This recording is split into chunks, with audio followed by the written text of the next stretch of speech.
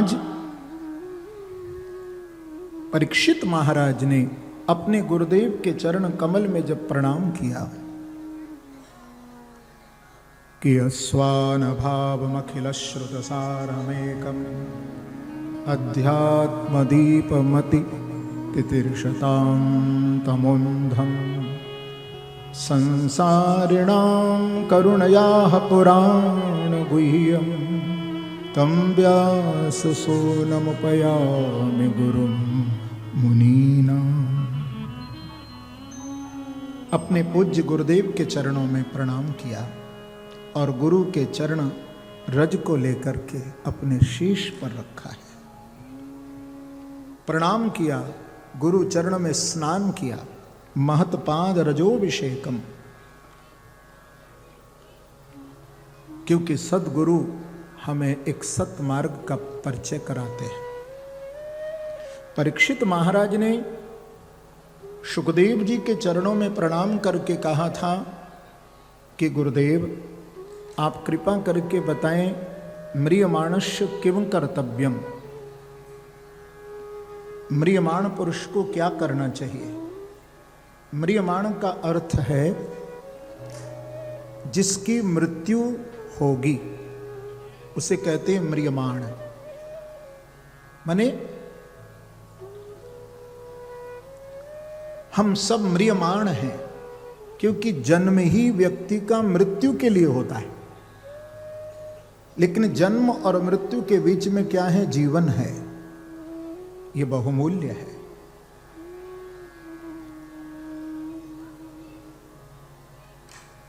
कि वरीयानेश ते प्रश्न क्रतो लोकहितं नप आत्वित्संबतः पुंसा श्रोतव्यादुषयः परः। जब परीक्षित महाराज ने सुखदेव जी के चरण कमल में प्रणाम करके कहा कि गुरुदेव अथ पृच्छामि संसिद्धिम योगिनां परमं गुरुम, आप तो योगियों के भी परम गुरुदेव हैं। देखिए, एक ओर साधक है और दूसरी ओर साध्य है और बीच में साधन है, क्योंकि बिना साधन के हम साध्य तक नहीं पहुंच सकते। ध्यान देने वाली बात है। देखिए, आप लोग यहां कथा में आए तो किसी साधन से आए ना? हाँ, कोई कार से, कोई मोटर, कोई साइकिल से, कोई मोटरसाइकिल से, कोई पैदल ही, किसी के पांव ही बन गए साधन, क्योंकि बिना साधन के साध्य प्राप्त नहीं होता। तो भगवत प्राप्ति के लिए जीव को गुरु की शरणागत तो लेना ही पड़ता है। इसलिए गोस्वामी जी को कहना पड़ा कि बिन गुरु भवनिध तरहि न कोई, जो विरंच शंकर सम होई। ब्रह्मा और शंकर की पदवी को प्राप्त करने के बाद भी गोस्वामी तुलसीदास जी कहते हैं कि भैया बिना गुरु के चरणों का आश्रय लिए हुए जीव इस भव सागर से पार नहीं हो सकता है। एक बार कोई सेठ साहूकार जेल में गया। अब जेल में जाकर के उसने देखा कि कैदी हजारों बंद थे।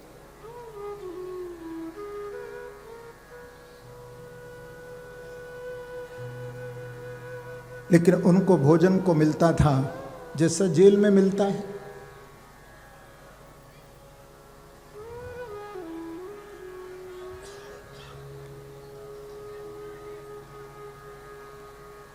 जहां बाजरे की रोटी, आलू बैगन की सब्जी, तो उस सेठ ने सोचा कि इन कैदियों को आज मैं थोड़ा अच्छा भोजन कराऊं। तो उसने दिव्य दिव्य पदार्थ बनवा करके कैदियों को भोजन कराया। कैदी बहुत खुश हो गए कि आज हमको पहली बार जेल में बढ़िया खाना मिला है।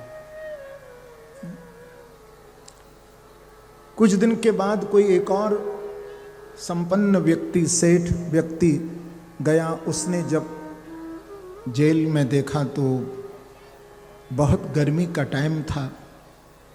आप जानते ही हैं कि कोई पानी की व्यवस्था नहीं, पानी भी गर्म, बेहाल हो रहे थे कैदी। तो उसको मन में दया आई तो उसने कहा कि चलो इनके लिए मैं पानी का प्रबंध कर दूं। तो पानी का प्रबंध तो किया, लेकिन उसने शरबत भी बनवाया और सब कैदियों को शरबत पिलाया। कैदी बहुत खुश हो गए।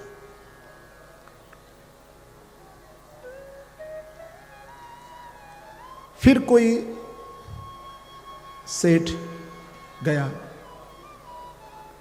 उसने देखा सर्दी है, ओढ़ने के लिए कैदियों को जेल में कोई व्यवस्था नहीं है, तो उसने कंबल की व्यवस्था उनके लिए की। अब देखिए, किसी ने कैदियों को भोजन अच्छा कराया, किसी ने कैदियों को शरबत पिलाया, किसी ने उनके लिए गर्म वस्त्र पहनने के लिए, कंबल ओढ़ने के लिए दिया। लेकिन चौथा व्यक्ति जब उस जेल के अंदर गया तो उसने जाकर के उन कैदियों को कहा, इस जेल की ये चाबी है, लो दरवाजा खोलो और सब लोग मुक्त हो जाओ। बड़ी समझने की बात है। किसी ने भोजन कराया दिव्य, किसी ने शरबत पिलाया, किसी ने सुंदर सर्दी के वस्त्र दिए, लेकिन चौथे व्यक्ति ने उनको एक कुंजी, एक चाबी पकड़ा दी कि जाओ जेल का दरवाजा खोलो और तुम सब मुक्त हो जाओ। तो आप थोड़ा विचार करिए कि कैदियों को कौन सा व्यक्ति अच्छा लगा, जरा बताइए। भोजन देने वाला या शरबत पिलाने वाला या कंबल ओढ़ाने वाला व्यक्ति अच्छा लगा, या उसको जेल की चाबी देकर के मुक्त करने वाला व्यक्ति अच्छा लगा? जरा बताइए कौन अच्छा लगा? जिसने कुंजी दी, चाबी दी। भैया बस वो कुंजी, वो चाबी, वो ताली हमें कोई पकड़ाते हैं। वो चौथा जो व्यक्ति था वो कोई और नहीं, वो ही सद्गुरु हैं जो हमें नाम रूपी चाबी पकड़ा देते हैं। नाम की चाबी पकड़ा देते हैं और इस संसार सागर से, इस बंधन से मुक्त करा देते हैं।